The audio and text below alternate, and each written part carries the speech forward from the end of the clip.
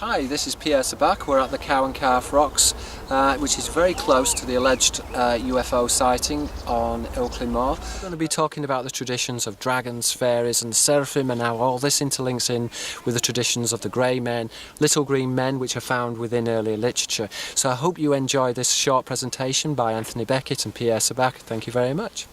Any ideas on other subjects that we can talk about? A dragon? Oh gosh, the symbolism of the dragon. Yeah, okay, that's a good question, that is, Kate. The symbol of the dragon goes into the seraphim. Now, they're a mythical race which are said to be shining beings.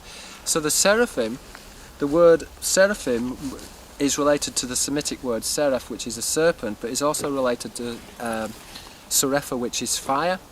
Now the Greek word dragon comes from the word drakon, which is to flash or to watch. So the two terms are interrelated. And it's interesting because in the apocryphal traditions of the Watchers are described as serpents or vipers. Now they have a different name. They have the word erin. The word erin means a watcher or a shining one. But the watchers or shining ones are essentially the dragons, because as I said before, the Greek word for a dragon comes from to watch or to shine, which essentially are the word for the seraphim. So these are all entities which are related to ships. Going back to the word erin, we see that there's a relationship with the Elohim, who are the high ones. So the high ones are the shining ones, or who are the watchers. And it's the same with the seraphim. The seraphim are represented, if you begin to deconstruct the morphology, you have seraph, but it's also related to sapan, which is a sailor, and safina, which is a ship. So there's an interchange between the P and the F. That relationship is found within the Semitic word malak, an angel, and mekal, which is a container. But this is a cytological symbol, or it's a symbol of a vessel, which in this case is a ship. Now the seraphim themselves are related to the jinn, so they are often described as spirits or shining ones, and the jinn are materialized from fire. They are described as the shining ones. They are described as being born from fire. Now the word fire in this respect is a signifier of the star Sirius. The Arabic word for Sirius is Sira, which is a diptych paramnesia of the Hebrew word Sira, which is a boat. So there's a wordplay from the Arabic on the word Sirius, Sira, and the Hebrew word Sira, which is a boat. So the descendants of a boat, the Ben Sira, which are the sons of the boats, are the sons of Sirius. Now within the Islamic and also the Helene traditions, the sons of the boat are related to panspermia, which is the planting of life on the earth. In the Quranic tradition, panspermia is known as, or is referred to as, the second creation. The second creation is distinct or different from the first creation. The first creation is where the divine spirit manifests all of reality, which is the aeon, and in some respects the aeon, which is a concentric circle, interlinks with an interference pattern, which could be understood as a waveform or the holographic universe. So this is the first creation, but the second creation is distinct and is the planting of man on the face of the earth. The first creation is where the anthropos is created, which is the original human. Now the anthropos, there are three distinct types of anthropos. One being the seraphim, or the angels, and one being the human, and then you've also got the representation of the jinn as well, which is interlinked into the symbolism of the anthropos. So your question, going back earlier to the dragon, is very, very difficult to analyse, but essentially the dragon is identified with the seraphim, who are thought to be angels, and the symbolism of the seraphim is interlinked, as I said earlier, with the symbolism of the fairy. They both have wings in terms of that's a signifier that they originate from heaven, which would make them linked into the Elohim. And that is a pretty long answer for a pretty long-winded answer to a very small question of what is a dragon.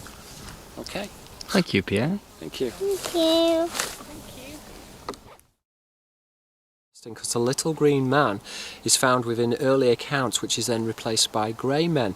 Now, arguably the relationship between the green and the grey man is found within the Celtic languages. Within the Gaelic, the word for green and grey is exactly the same.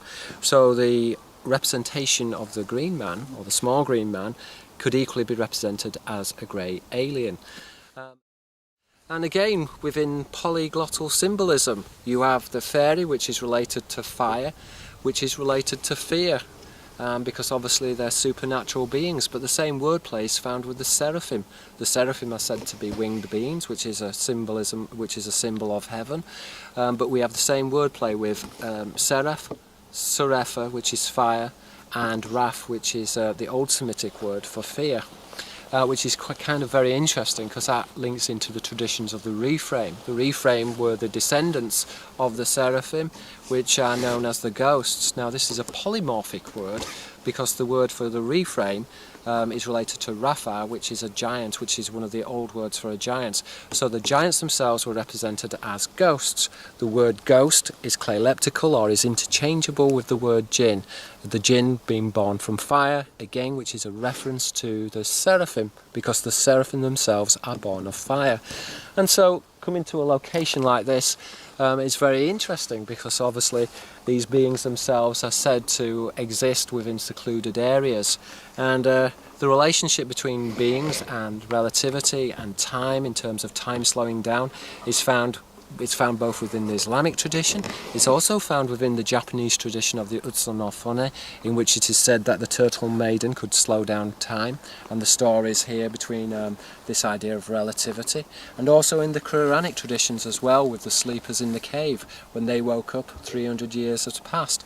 So again, the story or the relationships between strange and supernatural beings and time travel is found all over the world. And it's this commonality which both me and Anthony Beckett are very interested in exploring and finding these correlations and looking at these correlations and discussing them.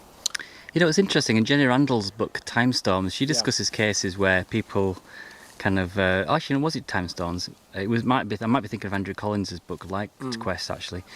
But I've read quite a few cases of even contemporary cases of that story of where people kind of walk into, say, a fairing or a sacred place and actually don't appear, just kind of vanish for X period of time. It kind of reminds you of the missing 411 cases that... the Pallades cases of walkers. David Pallades, isn't it? Yeah. I mean, don't want to put make that claim for all those missing cases, but it just makes you wonder if these phenomena happened in the past, and which we think is just kind of these fairy stories. Yeah, well, I think there are contemporary equivalents of where people disappear then reappear with no explanation of where they've been, and they've got no explanation for it too. Yeah, I mean, this is an anecdotal story. This is from my own perspective, which my father told me about, that when he was in the army in Berlin, he went to a bar with his friend, Bell. They used to call him Dingaling Bell.